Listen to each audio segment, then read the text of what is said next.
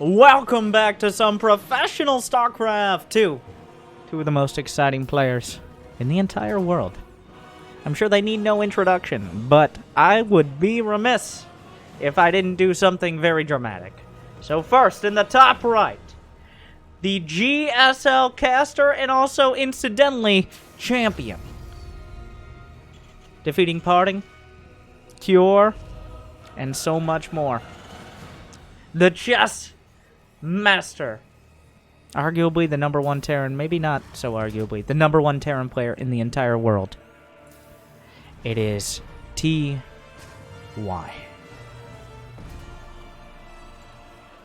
And in the bottom left, the challenger. The fan favorite, the queen of blades from Brave Star Gaming. It's Scarlett. This is before they are scheduled to face in GSL. So who knows how this match... It's always a little awkward. That's why a lot of players, you might notice if you watch online tournaments, like the ones Wardy. Wardy, amazing. Check out Wardy. Thank you for the replays, Wardy. Thank you, Wardy. Did we say how many times? 5? Check out Wardy. But you might notice all the online cups and like ESL Pro Tour and stuff like that. Maru and Cyril are pretty absent, are examples of players. Because Maru and Cyril are players who don't show up except for the biggest bucks. Because they don't want to be in a scenario, I don't know, maybe they just don't like it. Maybe they don't want to be playing like competitive matches against their potential opponents. But Cyril is definitely one of the noticeable standouts, Neeb another one, who declines to participate in the smaller online tournaments. Whereas there are players like Innovation, Rainer, Parting, they're like, oh, sign me the f*** up. Yeah, I got my shot. Or of course, Big Gabe deciding to collect his check at least every other week.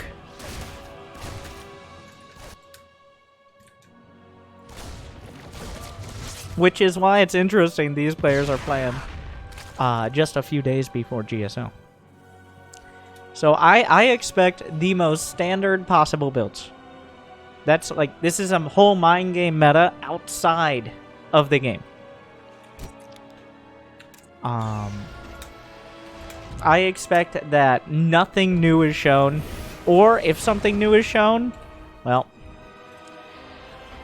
TY is going for Ghost Hellbat, so we're gonna go. He's the we all know why TY is so good, and if you don't, it's because he seems to be a step ahead of the next step you're going to take. You're like, Winter, that just sounds like a dramatic way to say 2 steps ahead. But wasn't it, though?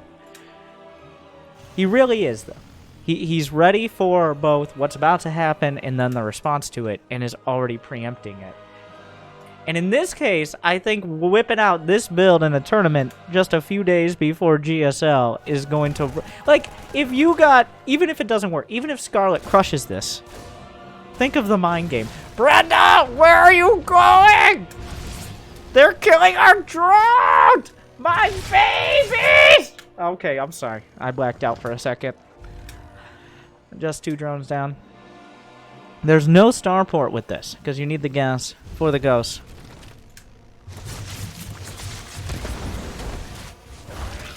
Gonna lose a Reaper here. And also... Oh, almost lost the Hellion.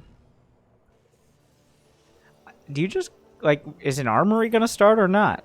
Are you not gonna build an armory? Like, I have no... Is this just gonna work? I don't know! Because... So, Ghost Snipe does 170 damage. Which doesn't... It leaves a queen at 5 HP. It one-shots roaches, ravagers, and most other Zerg units, besides things like ultras.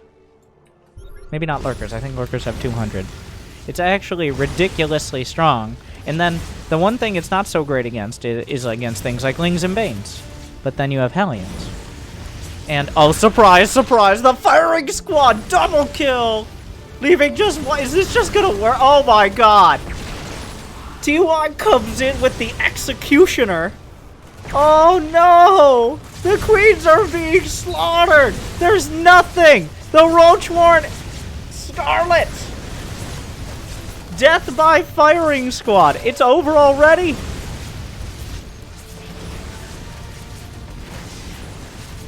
Like, there's no roaches like, even if the roaches come out, the damage has been done. The queens are dead, but doesn't matter. All the drones... Oh, another queen. TY, a little distracted, but the Hellions go for the main. Where are you going to run? Nowhere is safe. Oh, God. Oh, my God. Oh. The queen... Oh, it even gets by, but 32 drones. So, it wasn't so bad that Scarlett isn't gonna do a desperate and futile counterattack. But, because, you know, every Zerg player especially, every race, but especially Zerg, it seems to happen to Zerg by far the most. I'm not dead, but I don't want to live in this game anymore. Like, what is Scarlett going to do? She's going to drone up to still be behind on economy while also barely having enough units to defend. What are the long-term prospects here? There would have been no shame, of course, in just tapping out after those drone losses, but let's give it a shot.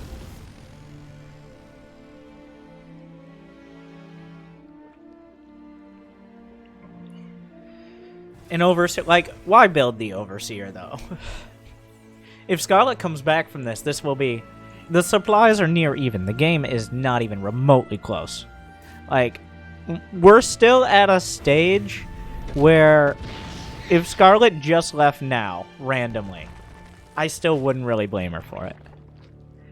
1-1 is on the way. A third command center is landing. TY has his 5 racks production online. He's going to have... Like, the ghosts aren't bad in general. Like, they're not terrible units to have.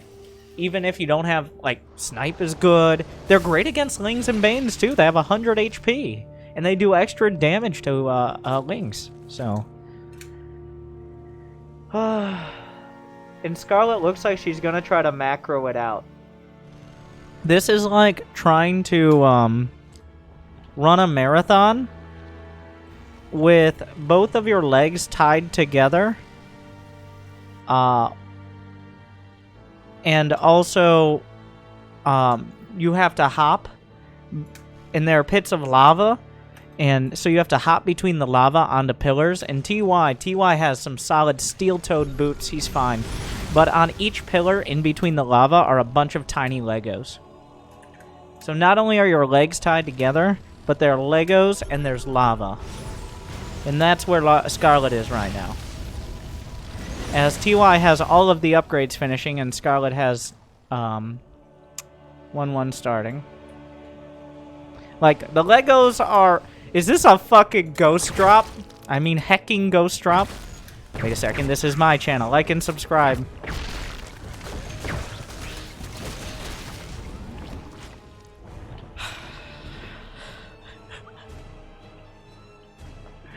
TY's playing Starcraft Ghost. That's how many steps ahead he is. Everybody else thought it was canceled. TY has the only access. Because they're like, well, if anyone can do something with this, it's TY. Meanwhile, TY's actually the one attacking with a huge bio army. Scarlett has a prayer. 1. Baneling speed is done. The snipes are killing Raven. What are you going to do? Even if every Baneling connects beautifully.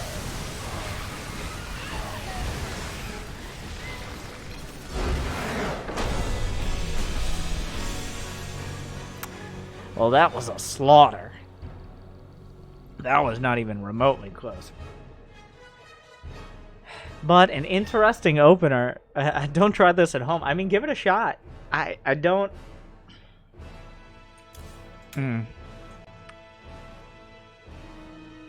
The amount of mind games and just the build itself. I haven't seen a ghost build. It's not out of the question, but I haven't seen a ghost build in quite a while. So, interesting to see him breaking that one out. And especially before GSL. God, it was unconscionably effective. Like, the problem is, that is the one build you can't just go queens. Almost every other opener, I guess maybe besides 2-1-1, you can't just spam queens. But against ghosts, the ghosts just punch right through the queens with the snipes. You take any damage from the Hellions, snipe one-shots. So, it's actually the queen assassination team. I feel like I've seen at least half a dozen Doctor Who episodes about that. I'm just kidding. I'm making assumptions. I haven't watched Doctor Who. Leave a comment.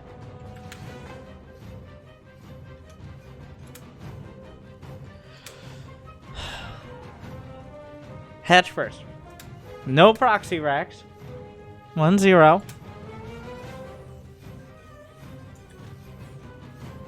You're not wrong, though. Oh, yeah, well. Doctor Who's been on almost as long as the Queen, so...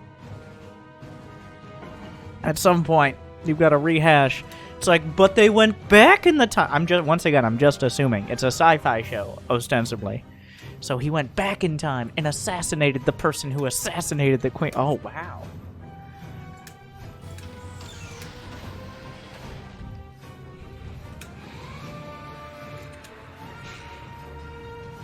Otherwise, can we talk about this SCV heading into the main? Scouting, it's not a pool first.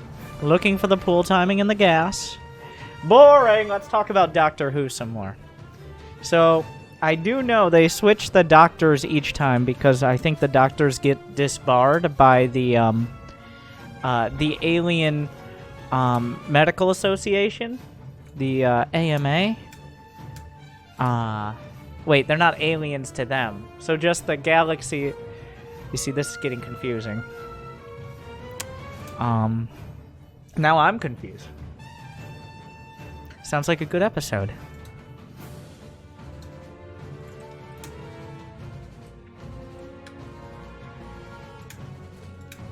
If nobody knows what's happening, then it must be good. This is called the interstellar effect. Okay? It's looking good, and then suddenly, love. Like, excuse me.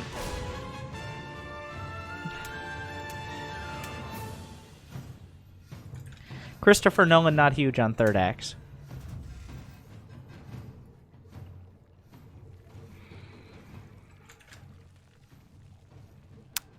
Metabolic boost. I bet a lot of you during quarantine have been looking for that. They're like, well, I should exercise, but I can't get out. It's like, well, the Zerglings can't get out because of the Hellions, but they still get metabolic boost, so why can't you? What's your excuse? Is a Reaper right outside your creep? Just waiting? Like you go out to your car and a Reaper grenade pops out and you run back in the door like, ah! Somebody call the Queen! Meanwhile, now it's just a straight up Hellbat all in. I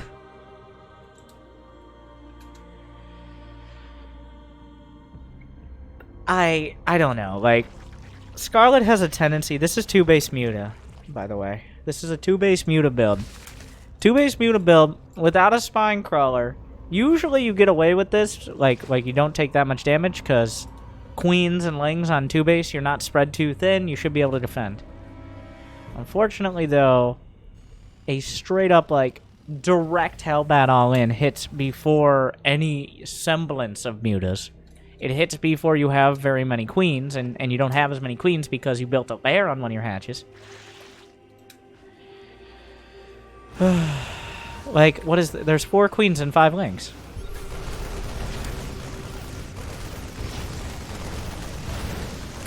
If the medevac goes down, maybe. This is death. What do you... The drones? Run! Run for your lives! Ah! It's Hellbat Man!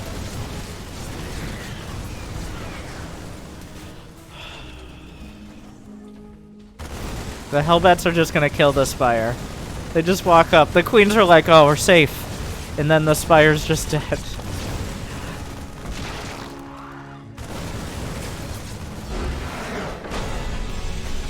Well, that was a...